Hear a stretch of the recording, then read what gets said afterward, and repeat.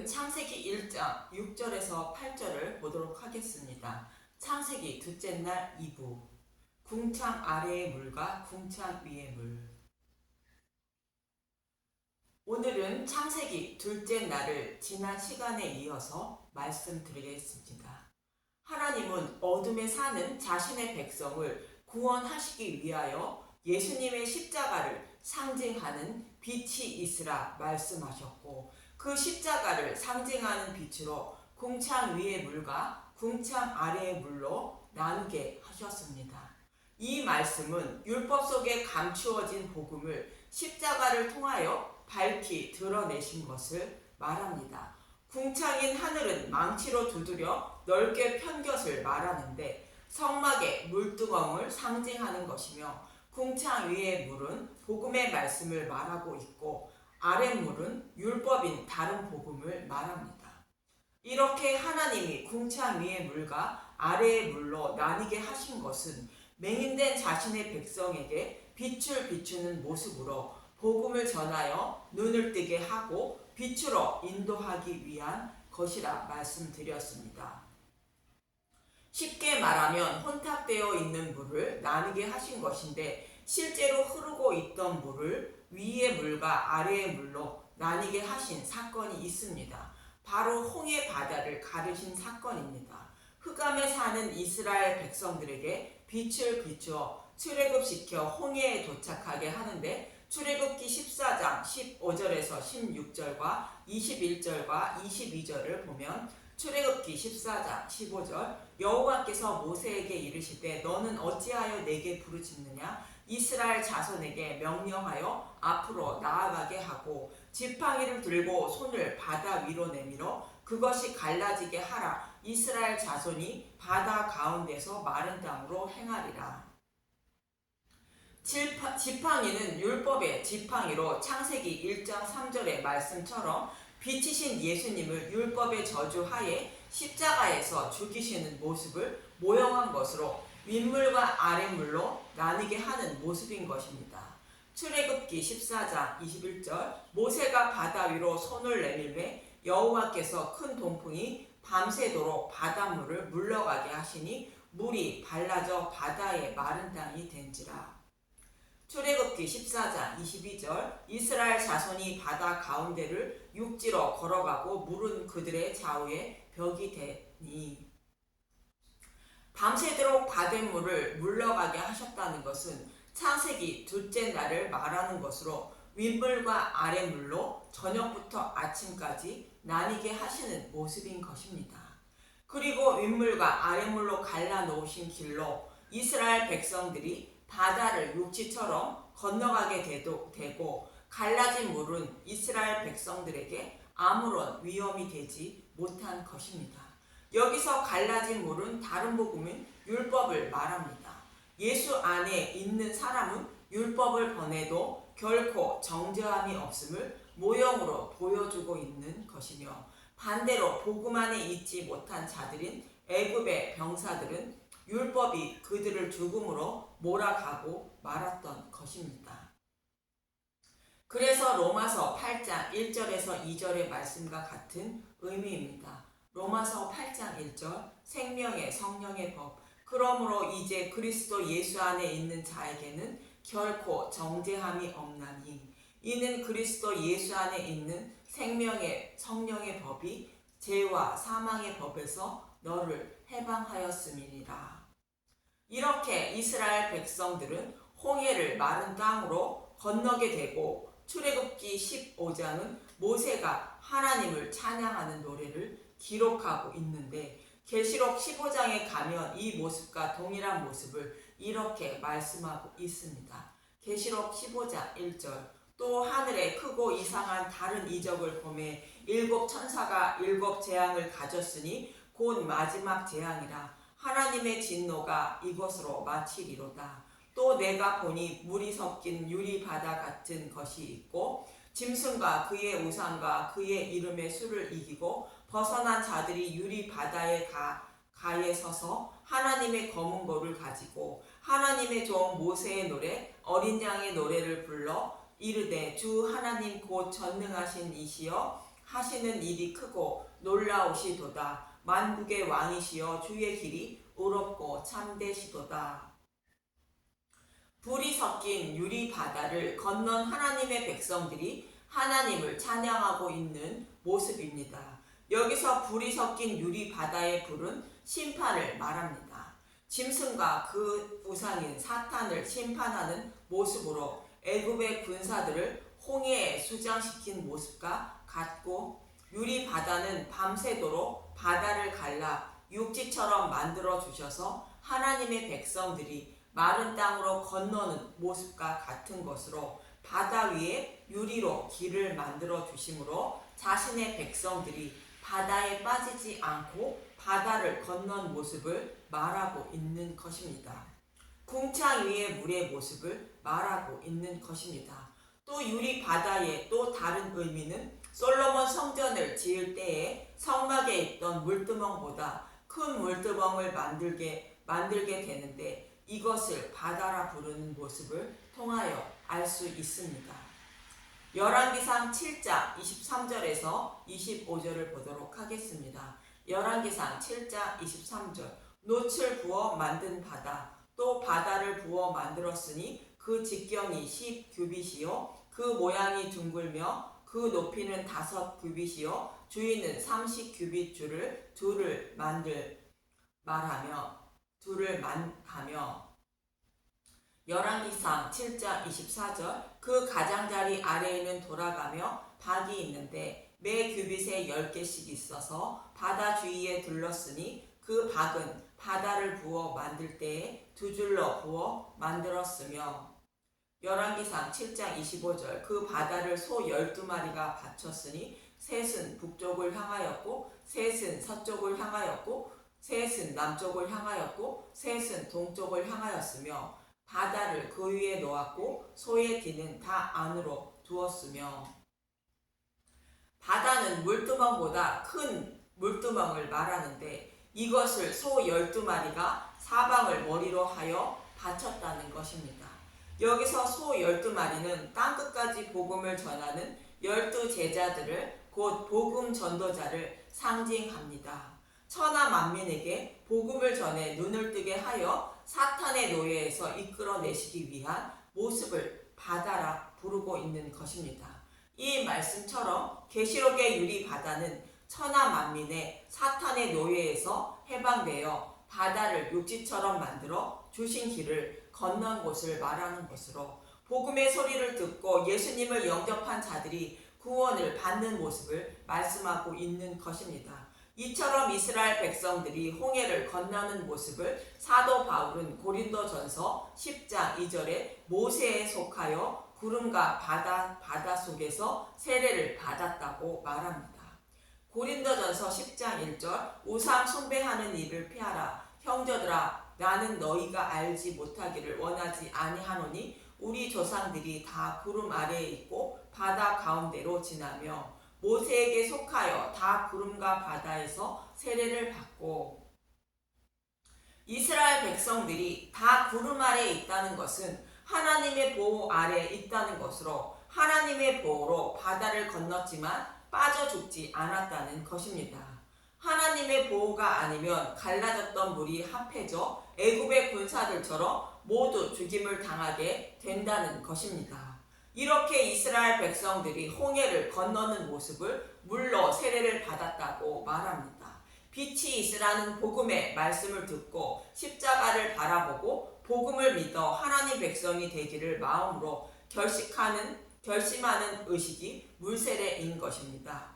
구약의 제사장들도 제사장 위임식을 하게 되는데 모세가 그들을 물로 씻기는 의식을 행합니다. 레위기 8장 6절에서 7절을 보면, 레위기 8장 6절. 모세가 아론과 그의 아들들을 데려다가 물로 그들을 씻기고 아론에게 속옷을 입히며 띠를 띠우고 겉옷을 입히며 에봇을 걸쳐 입히고 에봇에 장식 띠를 띠워서 에봇을 몸에 메고. 제사장의 임무는 백성들에게 복음을 전하고 가르쳐 주어 죄를 씻음받게 하여 하나님 나라로 인도하는 임무를 가진 것인데, 이 모습을 우리의 대제사장인 예수님이 행하실 일의 모형인 것입니다. 그래서 예수님도 사역을 시작하시면서 물로 세례를 받으신 것입니다. 요한복음 1장 5절에 창세기 첫째 날의 말씀처럼 흑암에 비치신 예수님이 어둠을 비추는 모습을 말합니다. 요한복음 1장 5절 빛이 어둠에 비치되 어둠이 깨닫지 못하더라. 창세기 첫째 날처럼 육신의 몸을 입고 오신 예수님이 1장 32절에서 33절에 보면 세례 요한에게 물로 세례를 받게 되는데 요한복음 1장 32절 요한이 또 증언하여 이르되 내가 보매 성령이 비둘기같이 하늘로부터 내려와서 그 위에 머물렀더라. 나도 그를 알지 못하였으나 나를 보내어 물로 세례를 베풀라 하신 그이가 나에게 말씀하시되 성령이 내려서 누구 위에든지 머무는 것을 보거든 그가 곧 성령으로 세례를 베푸는 이인 줄을 알라 하셨기에 창세기 둘째 날에 궁창 위의 물과 아래의 물로 나뉘어 주심으로 출애굽한 이스라엘 백성들이 홍해를 건너 물로 세례를 받는 모습과 같이 예수님도 물로 세례를 받은 것입니다. 예수님이 물로 세례를 받는 이 모습은 자신의 백성에게 빛을 비추어 안전하게 하나님 나라로 인도하시기 위한 대제사장의 직분을 시작하는 의미를 말하고 있는 것입니다. 아론과 그의 아들들이 이스라엘 백성들에게 복음을 전해 안전하게 약속의 땅으로 인도하는 모습의 참 형상인 것입니다. 그런데 사도 바울은 고린도전서 10장 1절에서 2절에 이스라엘 백성들이 하나님의 보호 아래 홍해 바다를 건너는 모습을 모세에게 속하여 다 구름과 바다에서 세례를 받았다고 말한 것처럼 예수님이 물로 세례를 받으신 것은 자신의 백성을 대표하여 물로 세례를 받으심으로 예수님을 믿는 사람들은 모두 예수님께 속하여 물로 세례를 받는 모습을 모형하고 있는 것입니다. 다시 말해 예수님이 물로 세례를 받음으로 하나님 백성 모두가 예수님과 함께 물로 세례를 받았음을 말하고 있는 것입니다. 그 증거를 찾아보면 예수님은 영원한 대제사장이라고 히브리서 7장 20절에서 22절은 말합니다. 히브리서 7장 20절 또 예수께서 제사장이 되신 것은 맹세 없이 된 것이 아니니 그들은 맹세 없이 제사장이 되었으니 오직 예수는 자기에게 말씀하신 이로 말미암아 맹세로 되신 것이라. 주께서 맹세하시고 뉘우치지 아니하시리니 내가 영원히 제사장이라 하셨도다. 예수님은 영원한 제사장으로 물세례를 받지 않으셔도 되는 분인데 자신의 백성을 대표하여 물로 세례를 받으신 것입니다.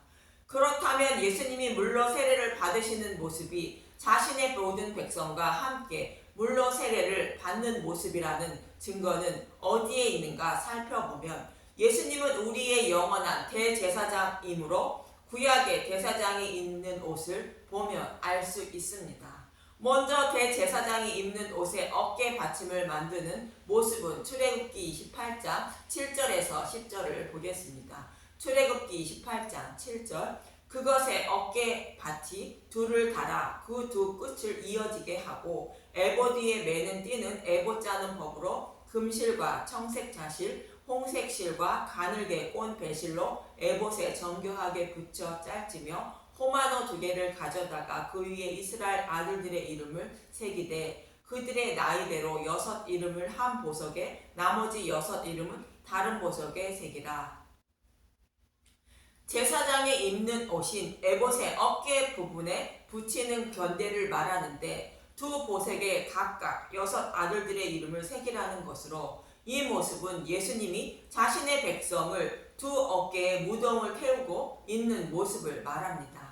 또 출애굽기 28장 15절에서 21절을 보면 출애굽기 28장 15절 판결 흉패 너는 판결 흉패를 에봇 짜는 방법으로 금실과 청색 자색 홍식실과 가늘게 꼰 배실로 정교하게 짜서 만들 때 길이와 너비가 한 뼘씩 2겹으로 네모 반듯하게 하고 그것에 4줄로 보석을 물리되 첫 줄은 홍보석 황옥 녹주옥이어 둘째 줄은 석류석 남보석 홍마노여 셋째 줄은 호박 백만호 자수정이요 넷째 줄은 녹보석 호만호 백옥으로 다 금태에 물릴지니 이 보석들은 이스라엘 아들들의 이름대로 12이라 보석마다 12지파의 한 이름씩 도장을 새기는 법으로 새기고 판결 흉패에 12아들의 이름을 새김은 이스라엘 백성을 가슴에 안고 있는 모습을 말하는 것입니다.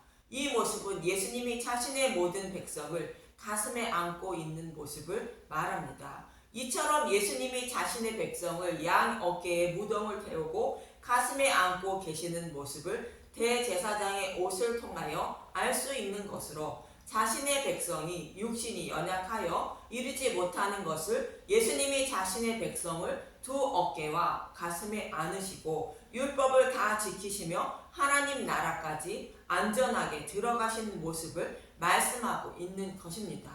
그래서 예수님이 물세례를 받으시는 모습은 모세에 속하여 이스라엘 백성들이 물세례를 받는 모습과 같이 하나님 백성 모두는 예수님께 속하여 물로 세례를 받은 것이 되는 것입니다. 예수님을 믿는 저와 여러분은 예수님이 물로 세례를 받으심으로 사탄의 노예에서 해방되어 물로 세례를 받는 것이 되는 것입니다. 이 말씀을 골로새서 1장 13절에서 14절은 이렇게 말합니다. 골로새서 1장 13절 그가 우리를 흑암의 권세에서 건져내사 그의 사랑의 아들의 나라로 옮기셨으니 그 아들 안에서 우리가 속량 곧 제사함을 얻었도다. 예수님은 저와 여러분을 품에 안으시고 하나님 나라까지 옮겨주시는 것이 우리의 구원입니다. 우리는 그 사랑을 알고 찬양하는 것이 신앙생활인 것입니다. 이 모습은 어머니가 자신이 낳은 자녀를 가슴에 품에 안고 사는 모습과 같은 것으로 어머니가 강을 건너며 품 안에 있는 자녀도 강을 건너는 것이 되는 것이며 어머니가 장에 가거나 마트에 가며 품에 있는 자녀도 장에 가고 마트에 가는 모습과 같은 의미인 것입니다. 또 어머니 품에 있는 자녀는 어머니가 이웃에게 사랑을 행하며 살아가는 모습을 목격하며 살아가므로 그 자녀는 자신의 이웃에게 어머니가 이웃에게 사랑을 행한 것처럼 자녀도 그것을 본받아 이웃에게 사랑을 행하는 것이 당연한 것으로 생각하고 행하며 살아가는 것입니다. 이것이 이웃을 사랑하는 것으로 예수님의 품 안에 있는 저와 여러분은 예수님이 행하신 사랑을 마음의 눈으로 목격함으로 내 이웃에게 그 사랑을 나도 모르게 행하며 살아가게 되는 것입니다. 이처럼 예수님은 저와 여러분을 가슴에 안고 두 어깨에 무덤을 태워 홍해를 건너는 모습과 같은 것이 예수님이 물로 세례를 받는 모습이며 예수님을 믿는 저와 여러분과 함께 물로 세례를 받는 모습인 것입니다. 이 말씀은 저와 여러분이 물두멍에서 수족을 씻는 것이 되어 예배를 드려도 죽임을 당하지 않고 하나님이 받으시는 것이며 우리의 신앙생활을 하나님이 받으시는 것입니다. 그럼 우리 교회에 물두멍을 준비하지 않아도 되는 것이네요. 네, 그렇습니다. 예수님은 자신의 백성을 구원하시기 위하여 십자가에서 대속하여 주시고 궁창 위의 물과 아래의 물로 나뉘어 주셔서 복음의 말씀을 듣게 하여 예수님을 믿어 예수님께 속하여 홍해를 건너게 하신 것입니다. 이것이 창세기 둘째 날의 모습인 것입니다. 그런데 특이하게도 둘째 나라는 하나님이 보시기에 좋았더라라는 말씀을 기록하지 않고 있습니다.